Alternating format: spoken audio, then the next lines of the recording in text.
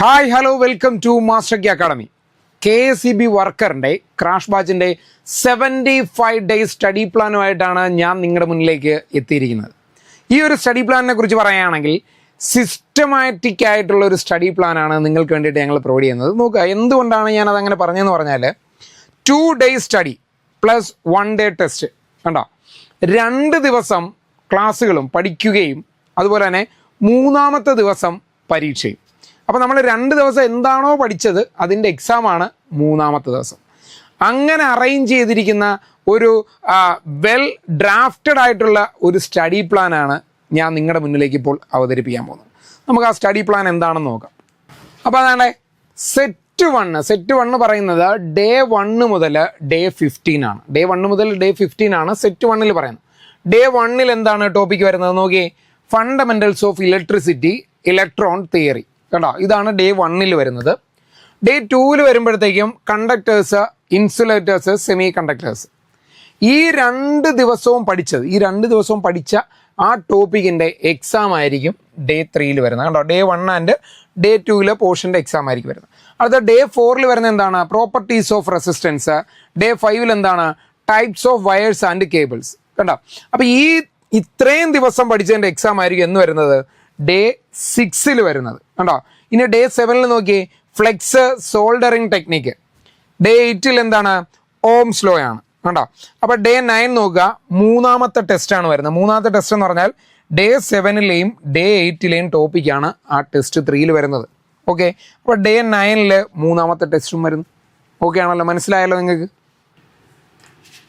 ഇനി നോക്കുക, ഡേ 10 എന്താണ്, കിർച്ചോഫ്സ് ലോ ആണ് അല്ലേ. ഡേ 11 നോക്കി, ലോസ് ഓഫ് റെസിസ്റ്റൻസ് കണ്ടോ. അപ്പം ഡേ 12 ടെസ്റ്റ് 4 വരുന്നുണ്ട് വീണ്ടും അല്ലേ. എന്താണ്, റിവിഷൻ ആണ്. ഡേ 1 മുതൽ ഡേ 11 വരെ നമ്മൾ എന്തെല്ലാം പഠിച്ചോ അതിൻ്റെ എല്ലാം ക്വസ്റ്റ്യൻ വെച്ചുകൊണ്ടായിരിക്കും ടെസ്റ്റ് 4 നടക്കുക. ഓക്കെ, ഡേ 13 നോക്കുക, effect of temperature on resistance.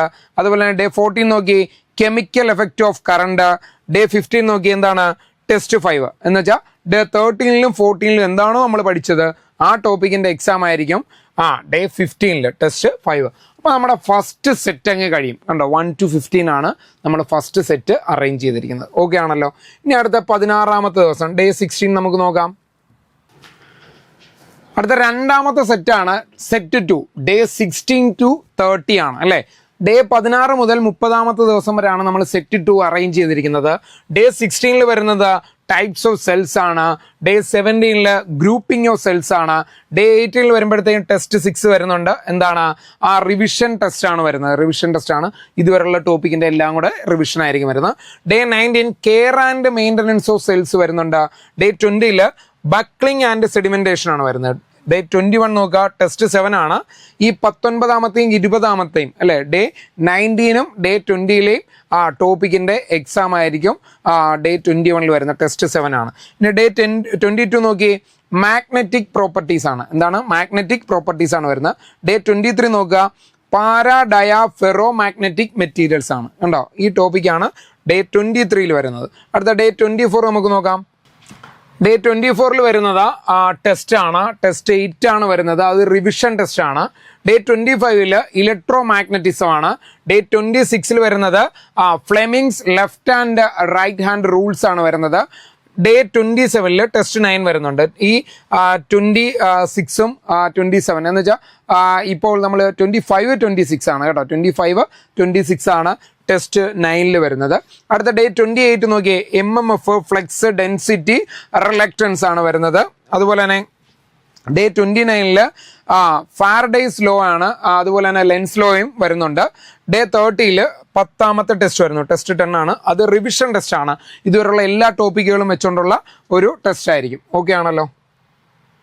അടുത്ത 31 നോക്കാം. ഡേ 31 എന്താണ് പറയുന്നത്, കപ്പാസിറ്റേഴ്സ് ആണ്, ടൈപ്സ് ആൻഡ് ഫങ്ഷൻസ് അല്ലേ.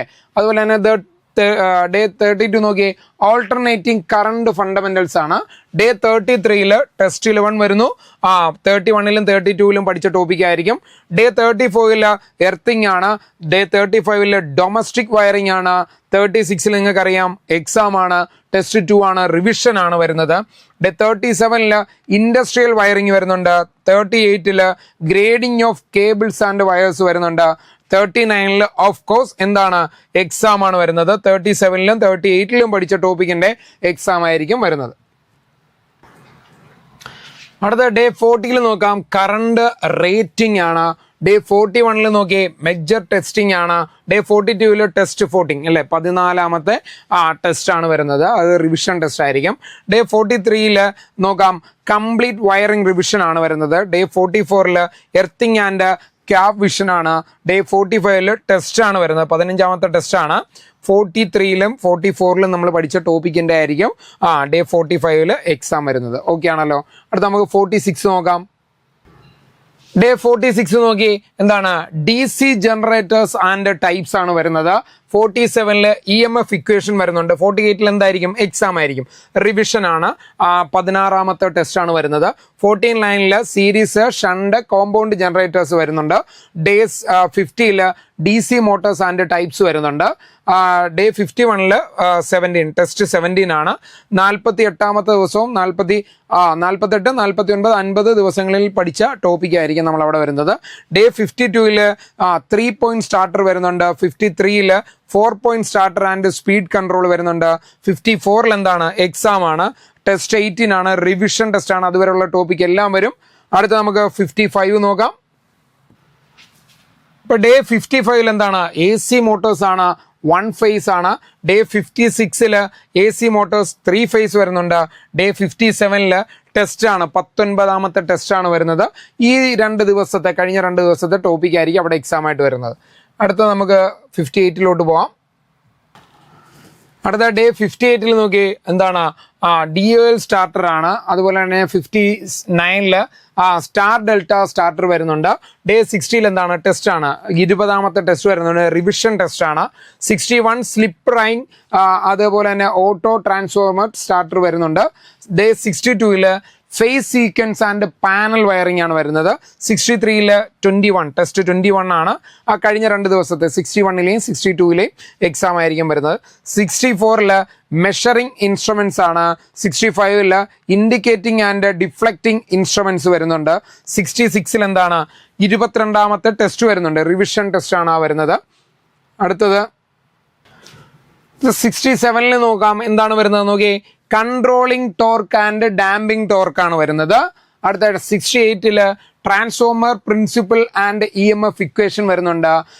ഡേ 69 ടെസ്റ്റ് 23ാമത്തെ ടെസ്റ്റ് ആണ്.